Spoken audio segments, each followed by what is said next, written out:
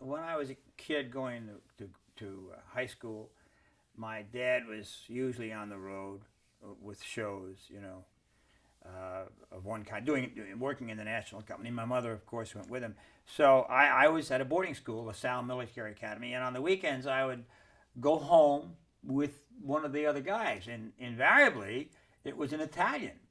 And so I would go home with Tommy Gammarano, and I'd spend the weekend at Tommy's, and with all the relatives and people in the house, and you hear these gorgeous sounds. I mean, there was this one beautiful old aunt who couldn't say because.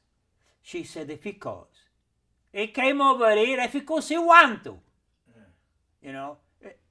And you hear that kind of stuff, and it just, no bread saridi because nobody be homo. And I picked up a lot of Italian phrases and so forth.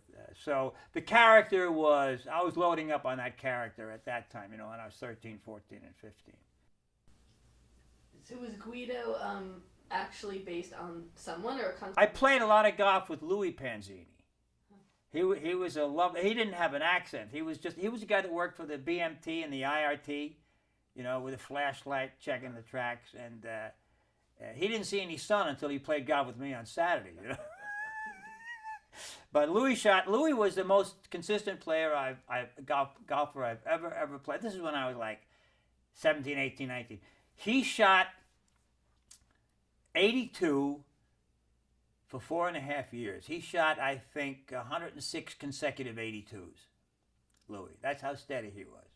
So Louis Panzini, the name, I changed the name to Guido, and I saw Louis. He was very sick, and I saw Louis at a rest home, and he heard about Guido, and he had seen him a few times, and he was very happy about it.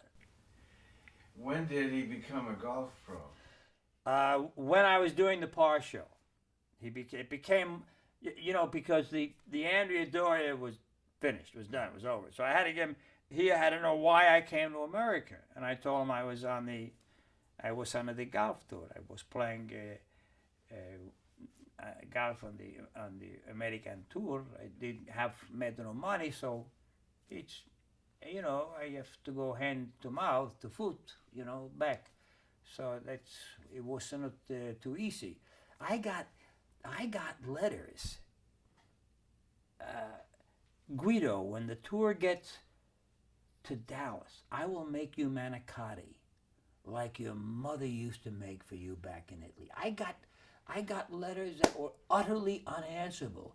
Guido, do you know my son who was killed at Anzio? I mean, what are you going to say? You can't respond to that. The point there, of course, is that America really accepted this character, sitting next to Jack Parr, who, I kid you not, wore his heart and his faith on his sleeve,